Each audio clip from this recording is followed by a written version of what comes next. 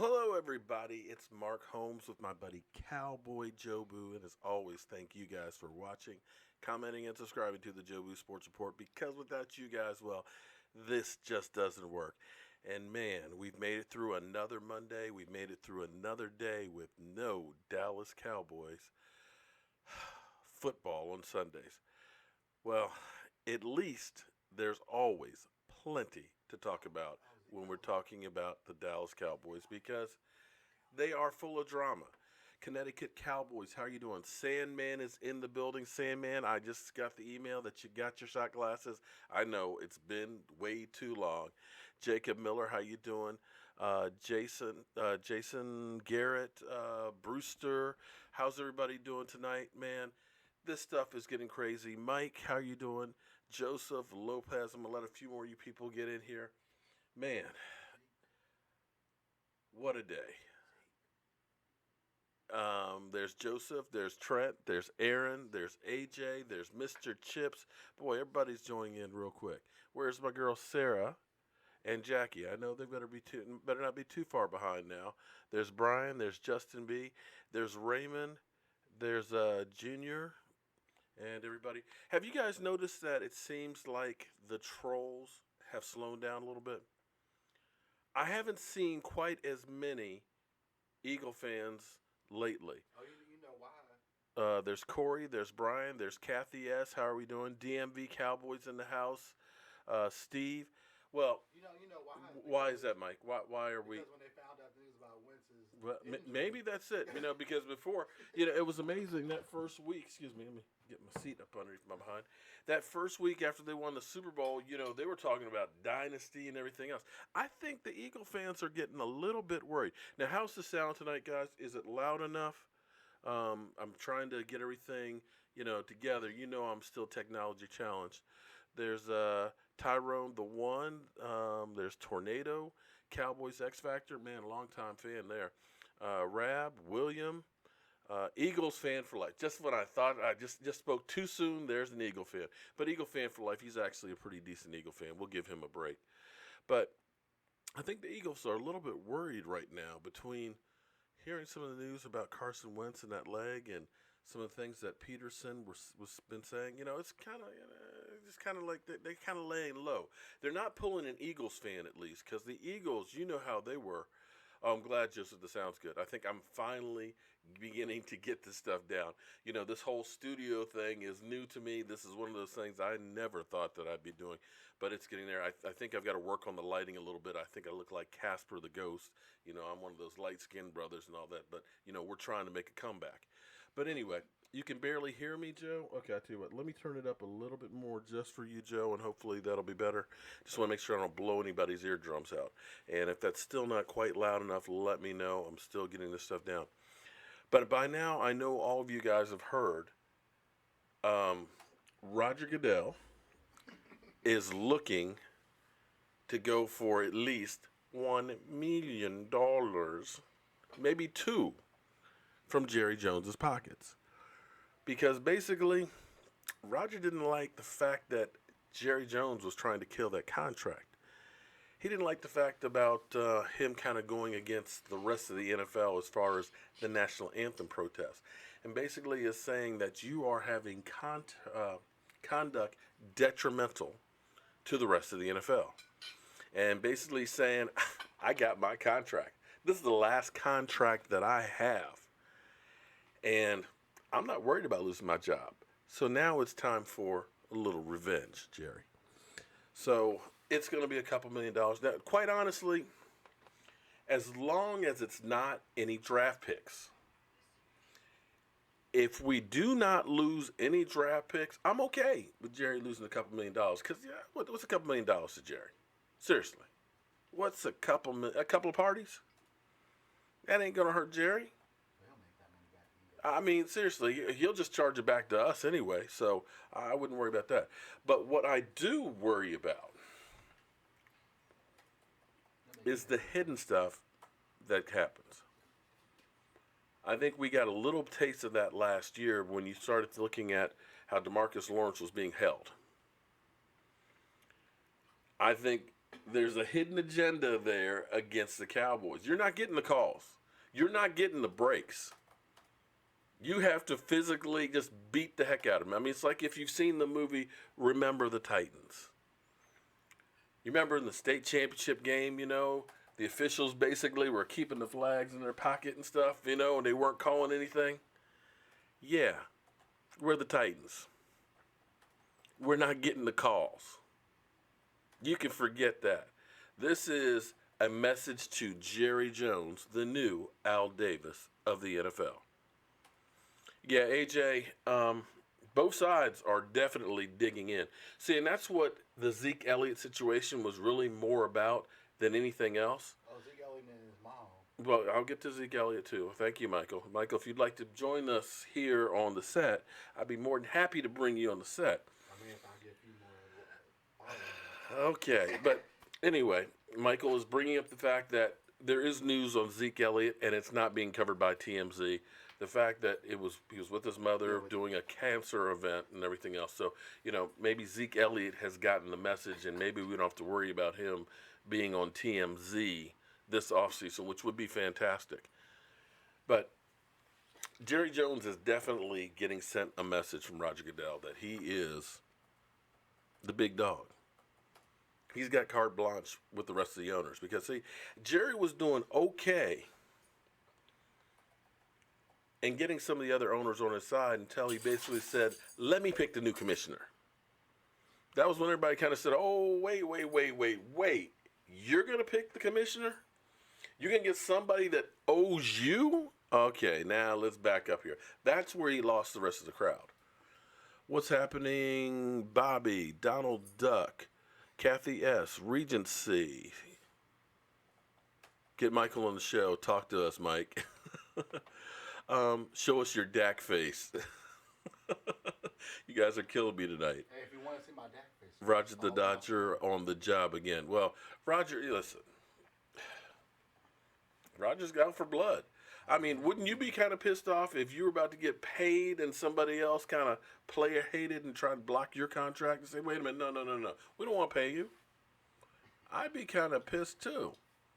I mean, it kind of is what it is. But, we're talking about billionaires fighting it out, so it ain't hurting me any. How you doing tonight, Jackie? Mario, how you doing? Monty Thompson, how you doing? Joe, Dave, boy, we got all kinds of people here in the house. Well, here's the great news. Like I said, it's the off season, but I got to tell you, I haven't had much time off in this off season. There's been so much stuff that's been going on. We have the Marcus Peters trade, and I got to tell you, that thing actually makes me excited. I kept wondering, I agree with you. For once, me and Cowboys legend agree with something. Cowboys legend, F. Roger. Okay, so we're agreeing tonight. That's cool. That's cool. See, no more cowboy and cowboy hate, hopefully.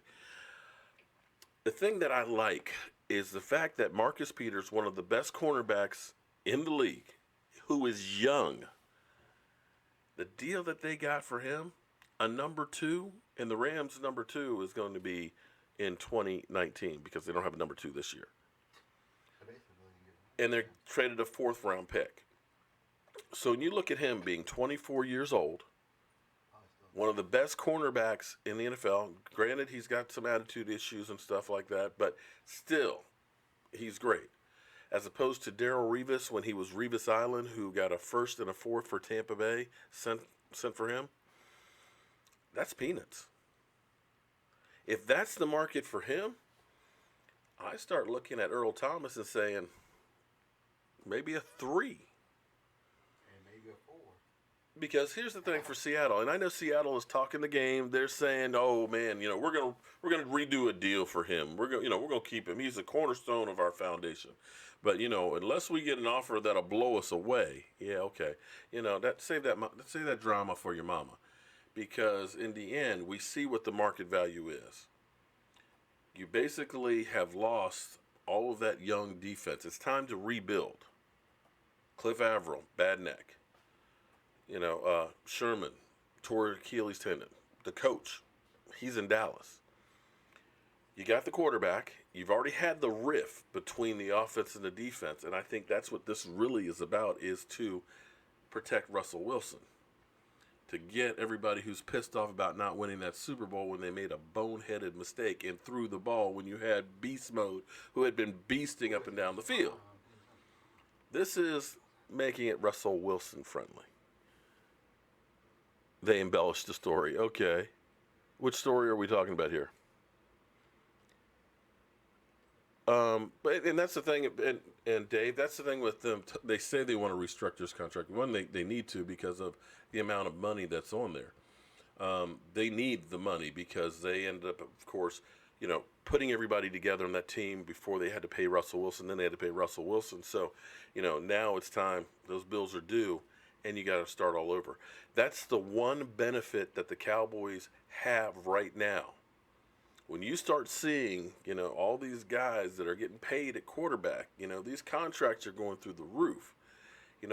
Quarterbacks are getting 20 plus a year. If we had to pay our quarterback 20 this year, we're screwed. We got a bargain for one more season. So this is really a contract year for Dak Prescott. So look for him to do real well. But to go back to Dak Prescott and the offense, there's an interesting article today on Cowboys Wire. I actually meant to do a video about this thing because they broke every single play down. Because what happens this time of year is you get defensive coordinators and they get their whole crew of people and they break down every single play and every single situation, every set, and find out what your tendencies are. Find out, it's 3rd and 8, you're on the 30-yard line. What are you going to do? 9 times out of 10, what is going to be the play call so we know how to stop it? And as they went through this, he basically said the Dallas Cowboys are the most predictable team in the NFL. Where most of these guys had to work weeks to figure out other teams, they get it done before lunch. Because basically we only have a few plays. And see, I think what happened for our Cowboys was 2016 was so easy.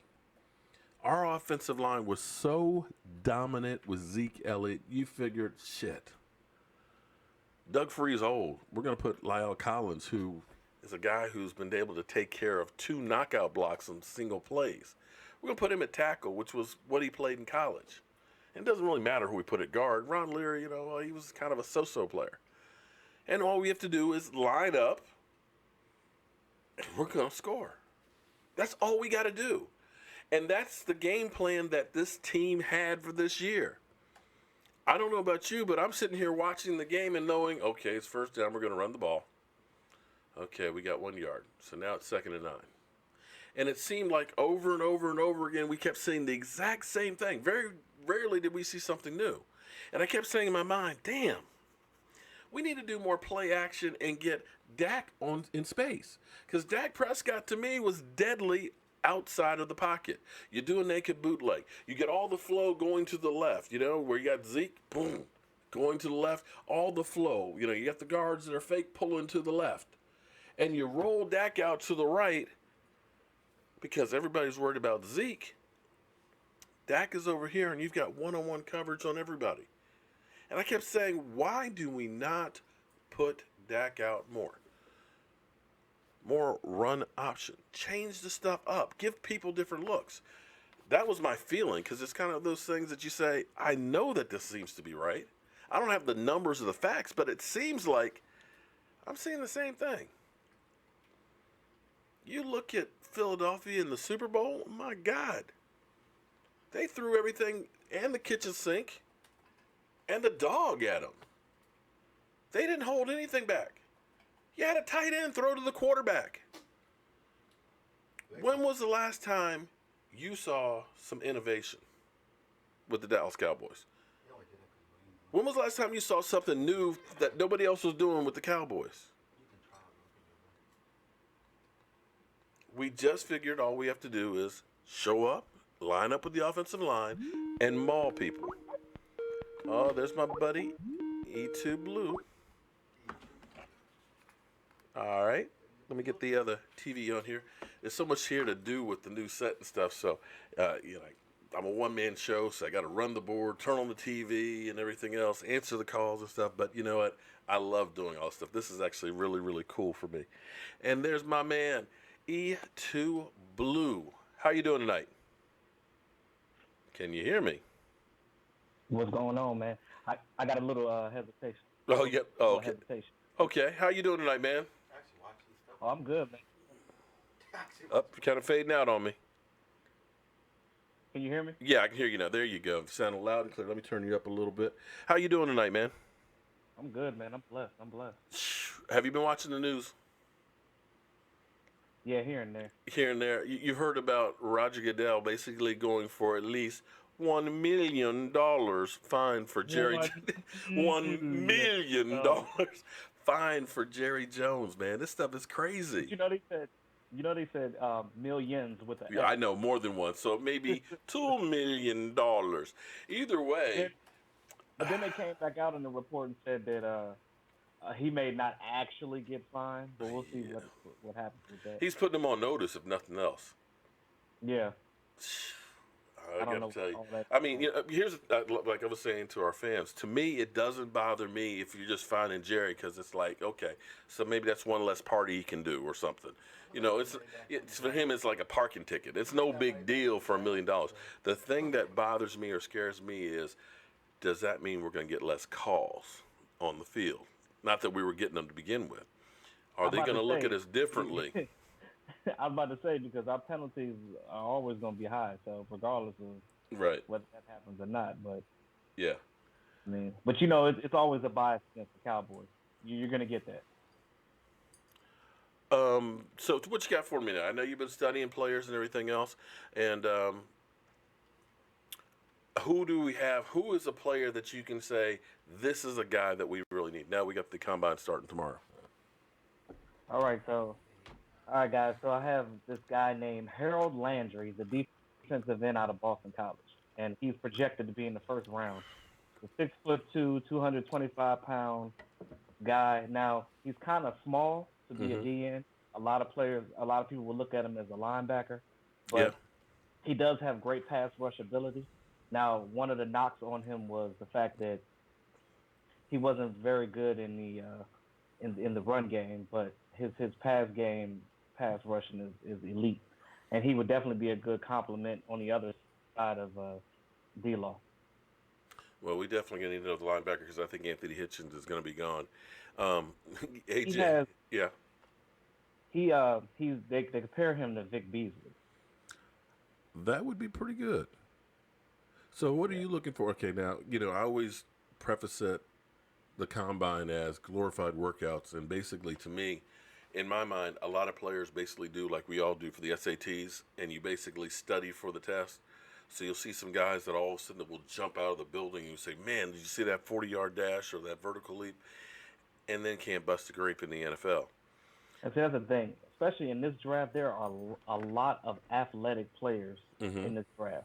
And a lot of times, like you said, when you look at their athleticism, you kind of tend to lean more on that, because you see how great they're jumping and running and doing all these crazy things and breaking world records. But then again, they get to the field and they're going against these grown men and banging heads against these grown men, and they're failing because they're one-trick ponies. Now, with him, long as he has a couple of moves that he does, but of course, when he gets into the NFL, he's going to have to beef up. Yeah. He's going to be successful. But one thing about our defense with Rob Marinelli, he loves those smaller, faster, long, athletic, rangy players. So true. He would actually be a good fit with us. I mean, just get him in that Cowboys fit and all that facilities that we have there. I mean, he could bulk up and be really good for us.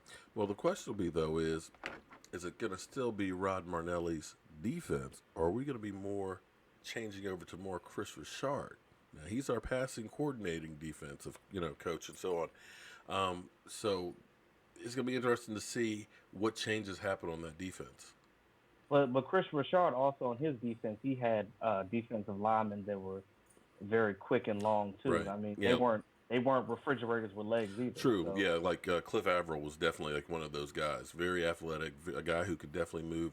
Not super big, bulky, but kind of built basically like a DeMarcus Lawrence was. He's kind of tall, a little bit thick, but not fat. Kind of lean. Now another guy that I compare him to outside of Vic Beasley is Bruce Irvin.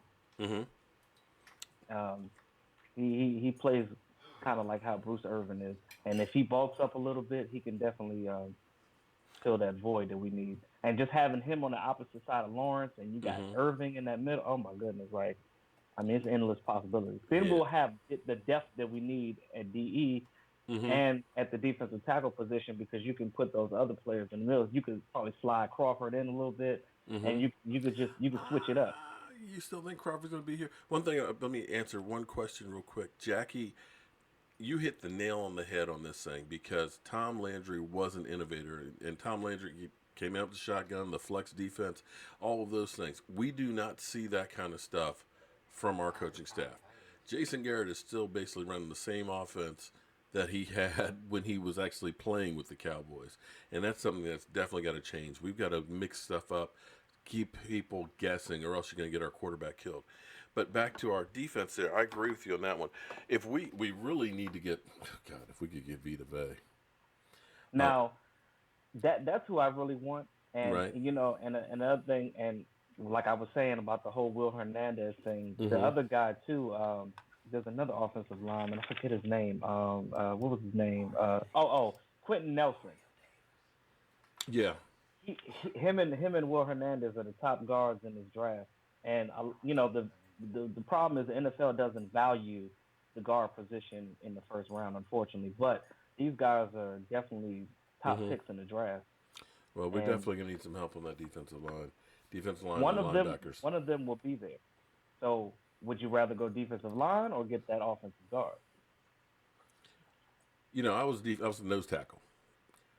For me, you always get your biggest bang for the buck on the line. If you can have Well, it's yeah, I mean, gotta be Vita Vea. Vita Vea. I mean, I think if Vita Vea's there, you have to take him. I can't see him still being there that late. But to me, a good pass rusher, a beast on the line who takes up two offensive linemen, a guy who, you have to worry about double teaming, is helping to keep the linebackers, clean. They can scrape, they can make all their moves and everything else, they can get in coverage and stuff. And that also prevents you from having to blitz as much. To me, you get more bang for a defensive lineman than you do for a linebacker. And the same thing with the defensive back. But that's just the way I look at it. I always believe you build from the line out. If you don't have an offensive line that can block for the quarterback, your quarterback, I don't care who he is going to get killed. And if you don't have a I agree. pass rush and you give a quarterback 6, 7 seconds to pass, he's going to go ahead and eat you up. I don't care if it's Eli Manning. So, I mean, for me, I'm going defensive line first. I agree. Now, with these 10 draft picks that we have, right, and Mm-hmm. us having 2 picks in the fourth, 2 in the fifth, and 2 in the sixth. Mm-hmm. Now, knowing Jerry Jones, he's gonna will and deal those compensatory picks Well, this because of the fact this that year is we're the allowed first to year do that you that. can actually trade the compensatory picks, so that's actually going to make a difference there. And I'm sitting here looking because I'm still kind of surprised that the Marcus Peters trade basically is a number 2 and a number 4. That to me seems Yeah. awful light for one of the best cornerbacks in the NFL. Well, I don't think they valued him pretty much. I think I don't know if he was a cancer in that locker room, but there was something going on that that we don't necessarily know about that was going on behind the scenes. Well, Apparently, there they don't like was his some character. stuff going on behind the scenes there because they actually tried to trade him during the season and things. But still, you find a way to make a playmaker work. And He's still thank a you. good player. Yeah. Oh, definitely a good player. Thank you, Cowboy. Virginia Finest. Forgot Joe Boo's refill. Okay. You got anybody else for me tonight? Um, Now, if you like wide receivers, You think we could use a wide receiver? well, one stood out to me, Calvin Ridley. Yeah. He's a good underneath route runner, and he would be a great complement to Dez Bryant because you got Dez on the outside playing the outside routes, and you have him in the slot and the inside, and I mean he could be a good complement. But the only problem with getting Ridley is if you want him to start day one, Mm-hmm. you might have to will and deal Terrence Williams. Yeah. Well, I don't necessarily want to do that because Didn't me it- personally, I like I've Terrence experienced. Williams as a blocker in that run game. He is Yeah. a great blocker in the run game, Well, and clearly, we're going to have to do some changes, and there's going to be some faces we don't see. The question will be is I'm still now if trying to you figure say out the now if you Dez say that Bryant Cole situation. Beasley, now if you say that Cole Beasley is not going to be here, then Calvin Ridley will definitely be a good pick at that position because he can take that spot as that starting position, and you still got Dez and you still got Terrence. Well, we'll find out in the next, basically 2 weeks or so. But when you're starting to look at some of the stuff, with the Cowboys basically having to pay $17 million for DeMarcus Lawrence, he's basically saying, "Yeah, tag me and give me $17 million right now, but you're going to long-term deal me for $17 million a year either way." So either way, you're still looking at a big chunk of change. I think they're waiting to see if I think they're gonna let him play on that tag and maybe Hmm. during the year give him a contract just to see if he stays healthy. Yeah. Because if he stays healthy, then they're gonna give him a contract. I don't think that they're gonna will and deal right now. I think they're just gonna hold off on that. Probably so, but if that's the case, though, problem is we don't have any cap room. We got that $19 million, which is great for him. You've got basically enough to go ahead and tender to David Irving, but now all of a sudden, if you're talking about trying to bring anybody else in through free agency, something's got to give. Be it a Tyrone Crawford, or you can look at it and say, okay, we could get Cole Beasley $3.5 million, and say Ryan Switzer could take his place.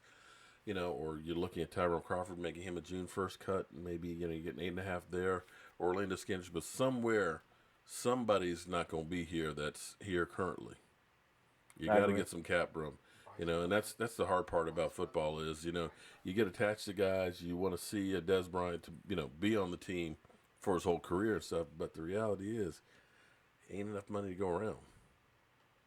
Well, unfortunately, and like you said, we don't like to do this, but they're gonna have to kick that can down the road. Yeah. They're So gonna have to make some adjustments on these contracts. right.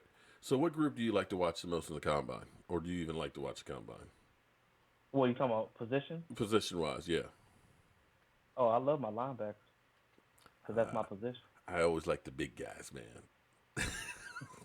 Let me see Oh a no. big old fat lineman running the 40s, man. That's what I like seeing, Hey, man. but it's funny because these new linemen nowadays are faster than they were back in the day. I mean, they're actually They getting don't in the actually. hot spots. That's amazing because they don't really look like linemen used to do. At least not the way we used to look.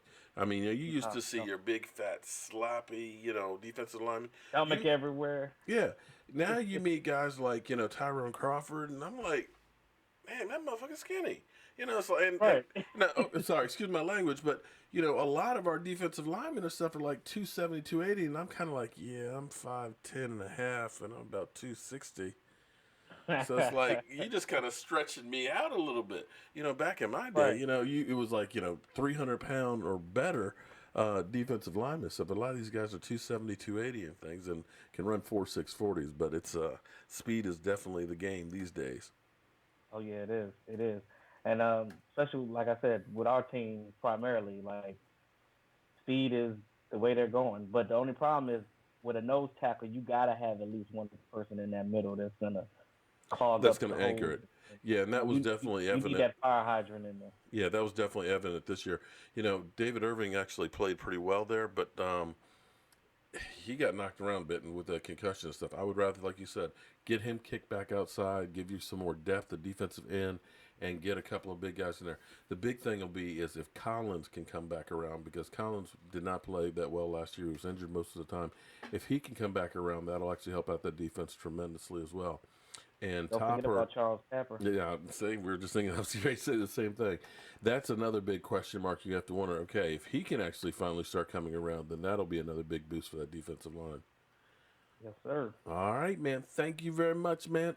Am I going to see you on Friday night? Well, I'll be DJing this Friday, so unfortunately I won't be able to. I don't actually end till 10 o'clock. That's So. right. I forget. Damn. You know what we're going to do? We're going to pre-record your section. That's what we're going to do. Oh, we could do that. We can definitely do that. Tell everybody how to follow you on YouTube. My name is Irvin, but my YouTube channel is E2Blue. That's E2 capital BLU Entertainment.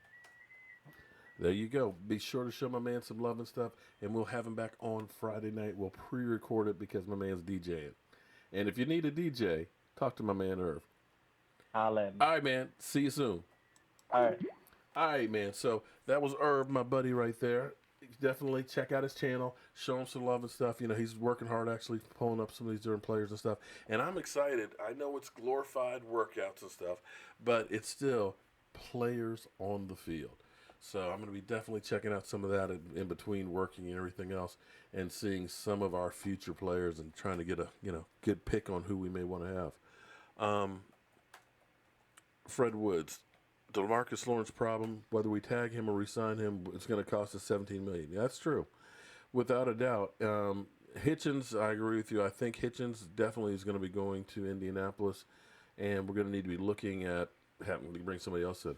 The thing about Hitchens that you really liked is he could play any of the linebacking positions. You know, he was kind of like a five-tool type of a guy. So, whatever you need. Sean Lee went out, he could pop in there. If you needed him at, the Mike linebacker, boom, he could pop in there.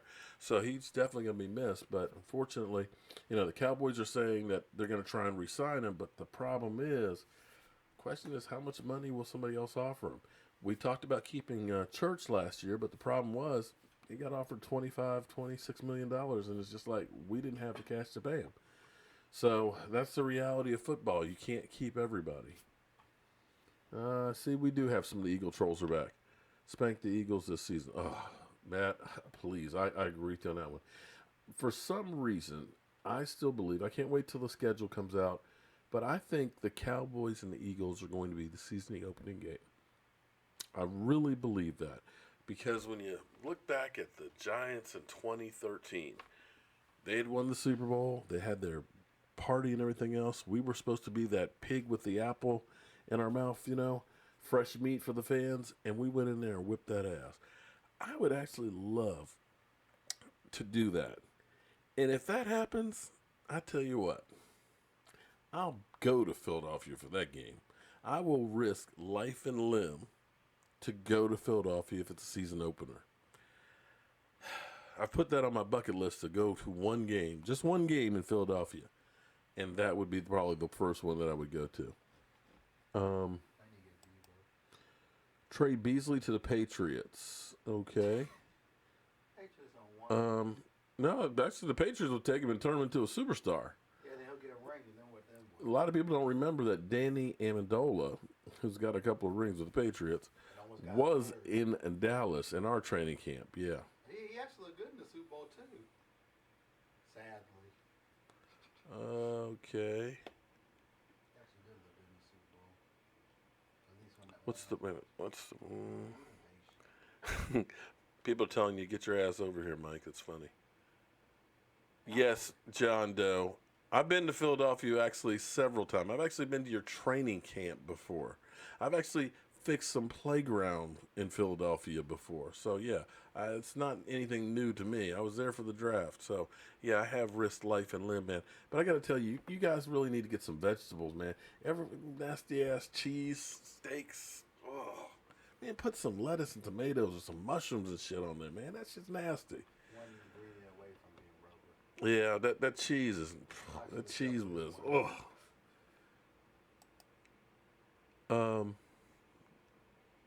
I really need to wear my glasses. Yeah, Eagle fan. If United Way and the NFL do the kickoff, I'll be there regardless, whether the Cowboys are there or not. But I would go to the game if it's the Cowboys Eagles. I think it'd be awkward. Brian Cushing actually retired when they released him. Brian Cushing is a guy who had all kinds of potential, but the knee injuries just kept happening. And you felt bad for him because it's like he'd come back and boom, there'd go again. Sammy Watkins would be an interesting pickup. We'll have to wait and see what the Cowboys do. But see, here's the thing with the Cowboys. Dallas ends up being overreactive sometimes. For a while there, when we had the Chan Galeys and everything else, we just kept, like, every 3 years, we'd get rid of a coach. Okay, that one didn't work. Bring in another guy. And then they kind of went the other direction. It's like, no, let's not get rid of a coach. It's like, why? So we're on year number 8 of Jason Garrett. Well, free agency, we went crazy and got Brandon Carr, paid him like he was going to be Darrell Revis, a shutdown corner. $55 million. He actually played through the whole contract. Didn't get hurt, but didn't get a whole lot of interceptions. He wasn't what they thought they were getting when they paid him. He was steady. He was good, but you have to also wonder, was some of it the system he was playing in? I can't tell you, but, he's done pretty well since he left. Then you had Greg Hardy, which fortunately was only a 1-year deal. That didn't work out real well, so they went in the whole other direction and said, you know what? We're going to wait in free agency. We're not going to be in the first week. We're probably not going to be in the second week. We'll wait till like the third week to start trying to sign guys. We'll just get some role guys, and we'll try and make them into studs. And going for your Nolan Carrolls or your Cedric Thorntons or your DeMontre Moores, other teams trash that, kind of didn't really do much. Now, in the past, we've had some guys that we've turned around. David Irving was a practice squad guy. I can't think of his name. Mike, I'm having a brain fart here. Alfred Morris? No, well, Alfred actually did pretty good for us too, but no, pass rusher. Oh man, George Selvey. That's it. George Selvey was a guy that only had 3 sacks in 4 years, but he turned him in, had a great season with the Cowboys. But those are few and far between. I think what the Cowboys need to do is they need to change up the philosophy and make a move for one guy in free agency or a trade to fill in one of our holes. Because if we could get a linebacker or if we can get a safety and take the pressure off, we go for then the best player available in the draft, be it a defensive lineman or an offensive lineman or a linebacker. But I don't think we're going to be able to get everything we need from the draft. I know we got 10 picks, but hitting on 10 picks is damn near impossible. You're lucky if you can go through the draft and you get one impact player, if you can get 2 starters, a special team standout, and 2 players in depth. If you do that in a draft, then that's an outstanding draft. Unfortunately, we got spoiled in some of our recent drafts where you end up getting a Zeke Elliott, a Dak Prescott, a Collins, and an Anthony Brown, and a Rico Gathers. The jury's out on Rico Gathers, but you see my point. You don't normally have that many players that come in immediately and play well. And that was part of our problem last year. We didn't have anybody that was an impact in the first half of the season last year from the draft. And letting as many players go, it was kind of a slow start. Fred Woods, you dumb. Okay. I must have missed all that in there. Brian Cushing, like I said, he is retired now. And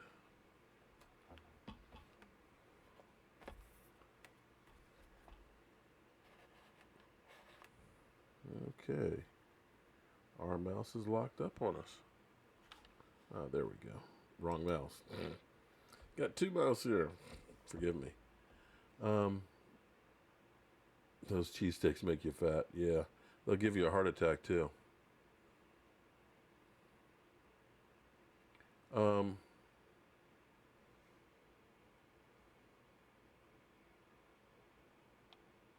Mediocre scheme, personnel decision mediocre. Yeah, that's why we went 9-7. I have to agree with you on that one.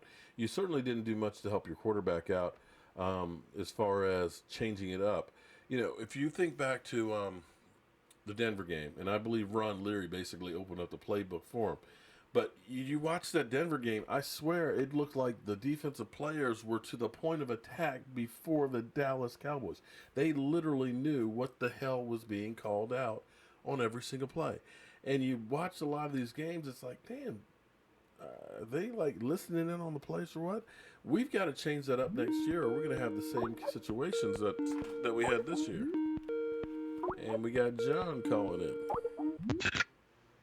Okay, sorry about that, guys. That might have been a little bit loud there. John?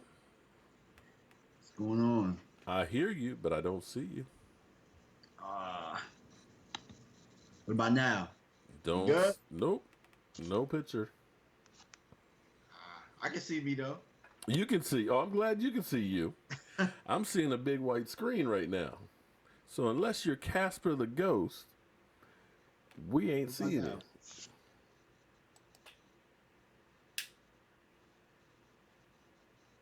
What about now? No picture. Jackie, hey, look, Jackie is right. A lot of people already have the doom and gloom for the season. I mean, come on, guys. Think about 2016 when Tony Romo got hurt. We had all these people that had given up on the season and said, hey, the season hasn't even got here. Everybody is 0-0. Anything can happen. You can have some players that you didn't even hear, didn't even know were on the team, that all of a sudden become studs and make all the difference in the world. How are we doing there, John? I'm doing pretty good, man. Doing pretty good, man. Yeah. I've been paying attention to the show. Uh-huh. Excellent show today. All right. But just don't have a picture of you. Okay. Ah, Well, tell you what, I'm going to turn off the screen here so it doesn't blind everybody. And if you get the picture back on, we'll turn it back up. So, John, okay. what do you have for me tonight, man? I know you've been working on 261 players. The combine starts tomorrow. And what are you looking for tomorrow? Actually, what I'm looking forward to is the medicals of some of these guys because that can either make you rise on the board or that can make you drop. And as you Good known point. from last year, Jalen Smith was high on a lot of people's boards, and he dropped because of the medicals. So, what This is I'm true. curious to see is how healthy some of these guys that we've been touting as top guys are. Mm-hmm. Well, Um, that's a very good point. I had not thought about that, but that is very, very true. And my point was I was telling everybody before you got on that you're going to see a lot of guys that are going to jump out of the building that you're going to look at and say, wow, they're going to really wow you with what they do here at the combine. But their skills on the field don't really match that workout. So I always tell people, be cautious, about what you see here, and don't get oversold on some of these guys. in my opinion, that's really why we got Byron Jones in the first round. Byron Yeah, yeah, Jones is jumped out of he's the a building solid player, physically. but in my opinion, I thought that we could have got a couple of different people at that position when we got him. Like, don't get me wrong, Byron is okay, but I'm looking at Malcolm Brown for the Patriots winning rings, and yeah, Yeah, I mean, you know what got with Byron Jones was that standing broad jump. What was it, over 10 foot? yeah, I yeah, mean, you exactly. saw him, he was like, damn, and then you saw that vertical leap, and you're like, oh hell, done. But it hasn't really matched the skill set. Now, in his defense, I think part of the problem with him was he kept going from corner to safety and back and forth, and they're not apples to oranges. They're really like two different positions. And you've kind of become a jack of all trades, but he hasn't really mastered either one. Yeah, I agree. I think that corner's a better fit for him. As a matter of fact, when he was a corner, he was pretty solid. Nothing to write home about as far as like a shutdown guy, but he was pretty solid when he his rookie year. Okay, so who are the guys that you studied up for tonight? Okay, I got two guys for you tonight. The first guy is from Stanford. He's a defensive tackle. Mm-hmm. His name is Harrison Phillips. He's 6'4", 285 pounds. So what I'm curious to see with him at the combine is how much he actually weighs. Mm-hmm. Because I've seen where they had him listed on NFL.com as 255, and then I look on CBS Sports and he's 285. Hmm. But he plays as if he's 300 pounds in the middle. He lines up over top of the center. He can play the one technique. He can line up on the end. He does a lot of stunts. What was interesting about this guy to me was that he plays interior defensive lineman, Mm-hmm. but he led the team in tackles with 98 tackles.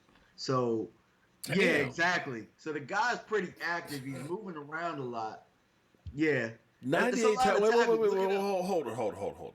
98 tackles from the interior? Yeah, from the interior.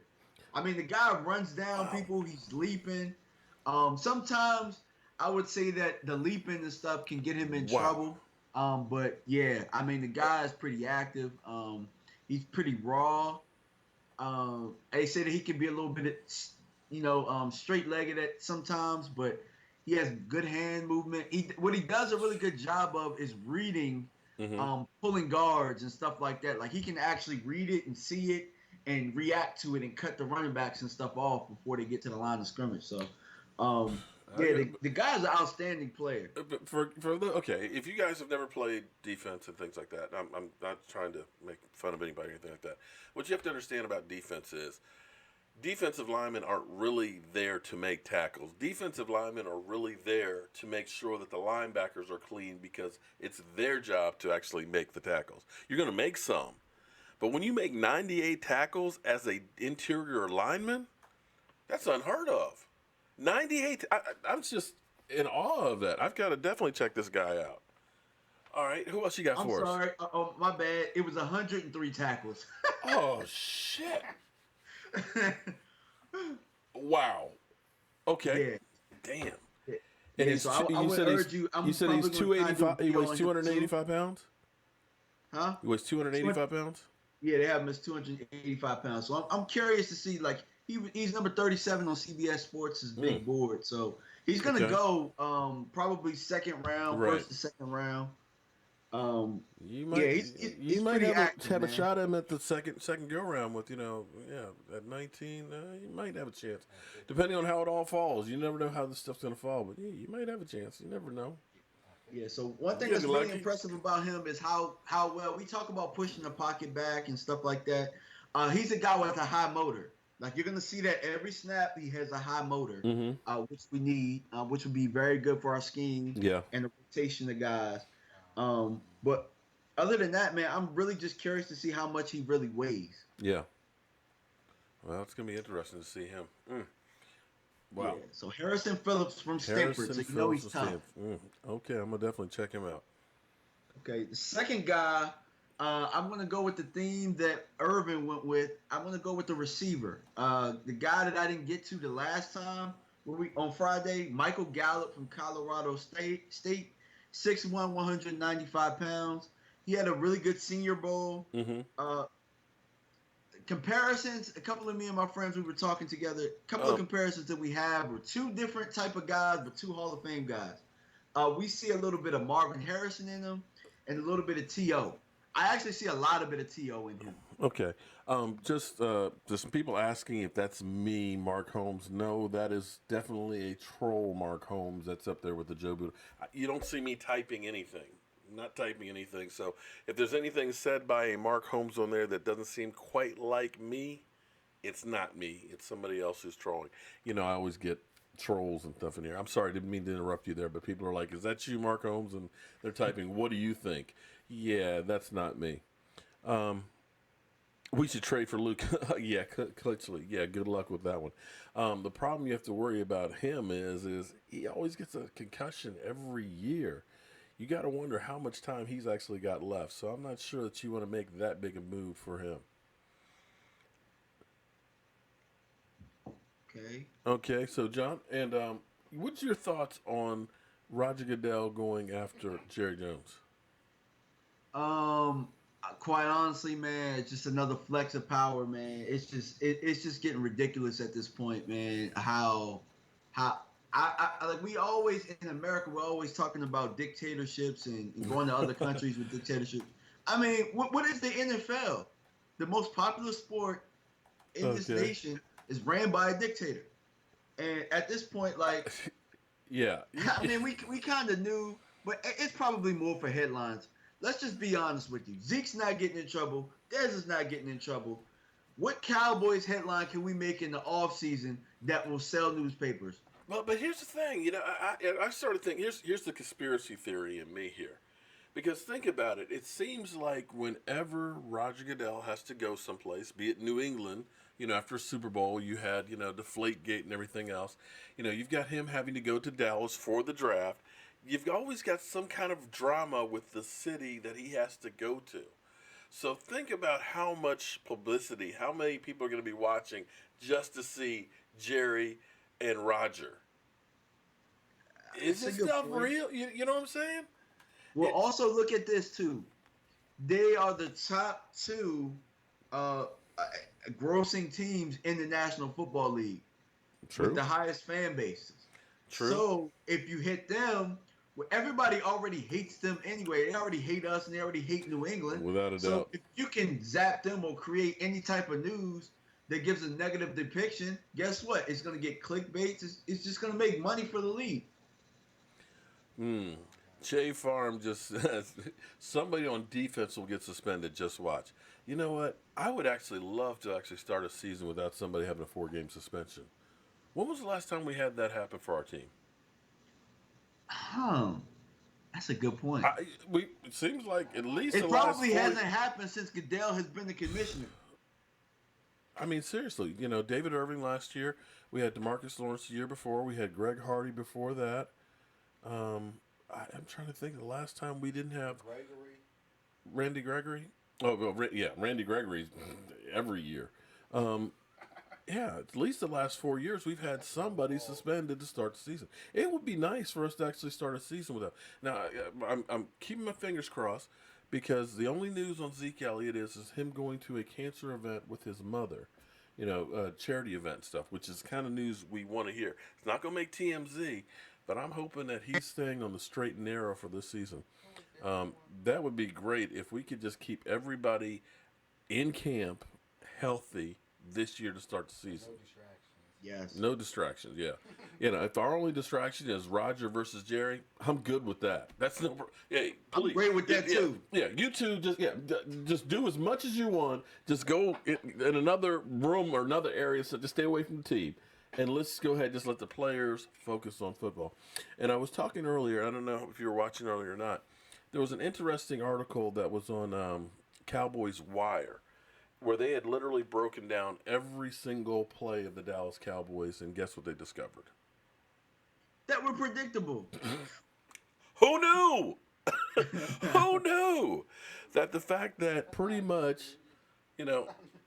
without a doubt, 95% of the time you knew what was coming by the situation because the Cowboys didn't change jack. Well, I mean, look who's the coach. Mr. Harvard. I'm smarter than everybody. The system works. The question will be, since everybody knows what you're doing, do we think they're going to change stuff up next year? Let's hope. And the bigger question is, why wouldn't you change stuff up? Is it a lack of players being able to do something more complicated?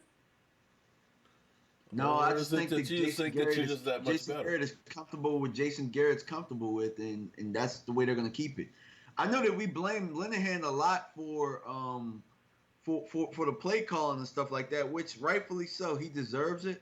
But this is Jason Garrett's offense that he's running. Yeah, well, they need to change it up some. Definitely need to do something different than what they're doing because, you're not helping your quarterback any. That's what everybody says, oh, well, Dak Prescott, he's just dink and dunk. He's dink and dunk because teams know shut down the field, shorten it up, and just give him that. And you can only take what they're giving you. So they're going to have to do a little razzle-dazzle and try and loosen up some of these defenses or else we're going to have the same results next year. Agreed. Get off Dirty Red. He doesn't call plays. Oh, Lordy. Okay, here we are. Well, here's the thing. If you are, in fact, the head coach, and the guy who's calling the plays that you have a problem with, then you kind of say, Scott Linehan, buddy, we're predictable. We need to mix the stuff up a little bit here. We got to change some things because you're making me look bad. I'm the one who's getting cussed at. Do something different. That's the job of the head coach. Well, apparently, Jerry said that these guys are the greatest coaching staff ever, or that's the way he made it seem. So, I mean, John, are we talking about Jerry Jones that said that Brandon Wheaton threw the prettiest ball ever? Yes. That Jerry Jones? Yeah, that Jerry Jones. Okay. I just clarifying that. just making sure. Okay. Yeah. So there's that. So what else you got for me tonight? Man, look, I can't wait until the combine hits. That's tomorrow. I would not be surprised. I'm looking at how many corners are in the first that are in the top big board. I would not be surprised if we pick the corner at the top spot. My theory behind this goes with the fact that we do have Chris Richard, and they have a few good corners that could come in and probably start day one. I would not be surprised. Watch out for Jair Alexander, Louisville, and Josh Jackson out of Iowa. They're some really good corners. Yeah, well, I mean, you can never have enough corners, but I actually feel good with the guys that we have. I mean, I look at Lewis was consistent all season. I look at Owuze actually per completion was one of the best in the NFL. In fact, I think he had a rookie record with only giving up zero point 0.6 yards per completion, which is I think before the record was 0.81 or something like that. He's playing really well. Um, Xavier Woods, I actually want to see him on the field some more. I mean, I'm okay with the young guys that we have. They're going to make some mistakes and stuff like that. But I think we need a safety. God, I think we need a safety. While I agree with we needing a safety, You also can have never to keep have in mind enough corners. The one thing that I do know about new coaches is that new coaches want their type of guys. Now, True. we talked about the guys playing 8 yards off or whatnot, like the Anthony Browns, like those were the last staff, not last staff, but like the last D-backs type of guys. Like it really just depends on if Chris Richard is bold enough to stand on the board and say, "This is the type of guy we need for our system." Yeah. Go get him. Well, that'll be interesting to see. Sandman is actually saying over here that Roger Goodell and Jerry Jones on TMZ shooting craps in Vegas on the Raiders Cowboy game weekend. Okay.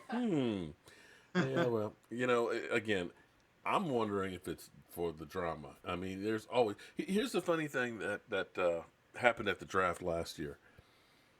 Every time Roger Goodell got up there, booing like crazy. Everybody, you thought, man, they're going to try and kill Roger Goodell. The funniest thing was the second night, Roger Goodell starts walking through the crowd. All these people who were saying, boo, Roger Goodell, you're an asshole and everything else, they're all jumping, cheesing.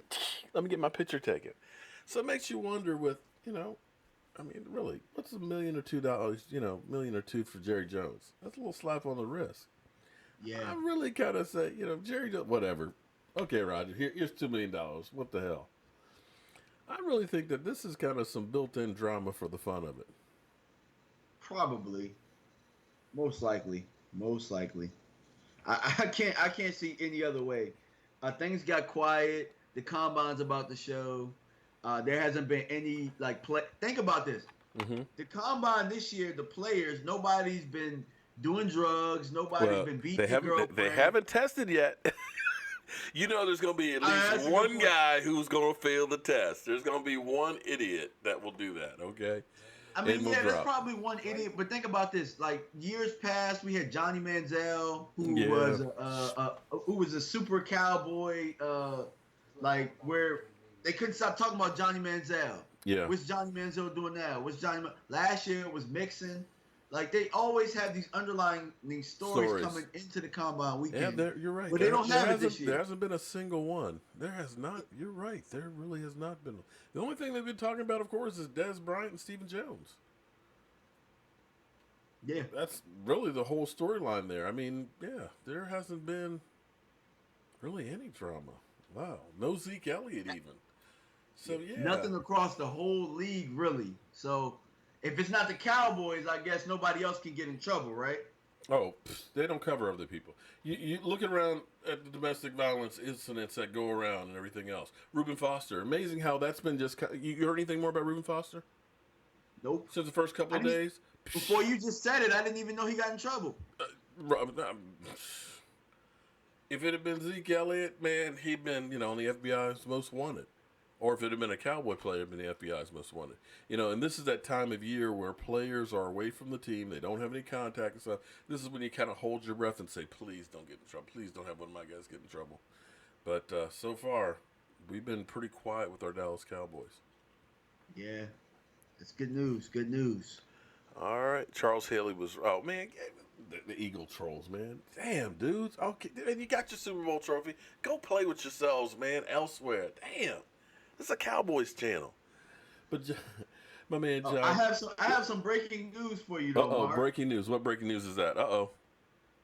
So I have been listening to the show, but I haven't heard you talk about this. So I saw that on Instagram, Randy Gregory posted Randy Gregory, where it says it's not how you start, it's how you finish. Patience is key. So He might be right. We Okay. might be hearing some things pretty soon. Well, the thing that worries me about it is that he was actually eligible to reapply back in November. They probably felt a drug test. And if you are really wanting to get back in, and if you really busted your ass to get back in there, to me, you would try and have already applied. You want to be able to, on day one, when we can start working out with the coaches, string coaches, and everything else, to be ready to get my ass in there because I have sat for the last year. It kind of worries me that he's been waiting and waiting and waiting. But at least that's some kind of a sighting. That's first news you've really heard on him anywhere. So, okay, let's see how you finish, man. Show us. You know, you got the Dallas Cowboy tattoo and everything. Let's see you earn that star. Yes, sir. Yeah. Well, it is 10 o'clock. Tell everybody how to get, tell everybody where to find you. And are you going to be with us on Friday night again? Friday night, probably won't be able to make it. Okay. Got a birthday party to attend for No one of my problem, best man. friends. Definitely But take care of guys, you can friends. reach me at DMV Dallas Cowboys on YouTube. I'm going to put in the comment section. Just subscribe, and I got some stuff for you coming up on Friday. Don't worry, we will go ahead and tape your section ahead of time if you can't be here live, and that way we can go ahead and play it with you. John, as always, thank you for all your hard work. All guys, he is checking out 261 of the prospects, trying to figure out which ones are going to be the best one for our Dallas Cowboys. Thank you for all your hard work, man, and I'll see you on Friday. And everybody, thank you for tuning in and being part of the Joe Boo Sports Report. Stuff's getting crazy with Jerry Jones and the NFL commissioner. We'll see what happens tomorrow on that situation. And tomorrow the combine starts. I know Law Nation will be watching and dealing with all that stuff. So make sure you check out Law Nation because he will truly break it all down for you guys. And everybody else, keep up spreading the mojo. And I will see you guys, of course, right here with any news on the Dallas Cowboys. Thank you and have a great night. Now, if I can just get the damn mouse out of her to the other board, we can stop streaming. I'll see you soon.